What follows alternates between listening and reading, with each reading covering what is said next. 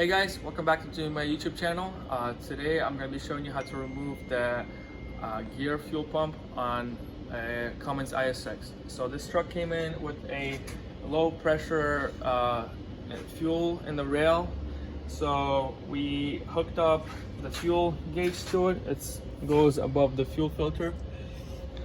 And on idle, the truck on idle was 50 psi. Only when you revved it, only went to 100, and then it went back down to almost 0 psi.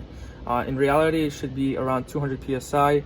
It doesn't matter whether you rev it or it's idle, it should be around 200 or just a little above. So at that point, we understood that most likely the gear fuel pump is bad. Since it's such a common issue, it sits on the high pressure fuel pump. That's the high pressure fuel pump right there, and it bolts onto there. Let me get a flashlight on there. That's where the fuel lines connect to it right there. So it has 2 fuel lines and 3 bolts that hold it in. So take off the banjos holding the fuel lines.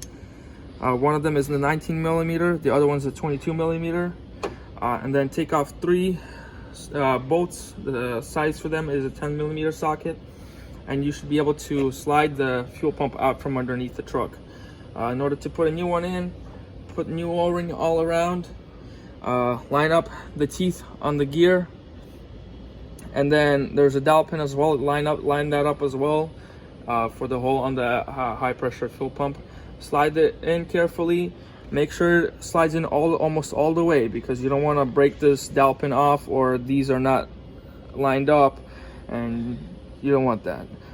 So line that up, push it in, put the bolts in, tighten the bolts, get new washers for the banjos.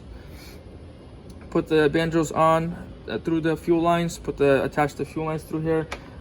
Tighten those, and then you should be able, when you before you start the truck, try to prime it a couple times, and that should be pretty much it. So thank you, like and subscribe.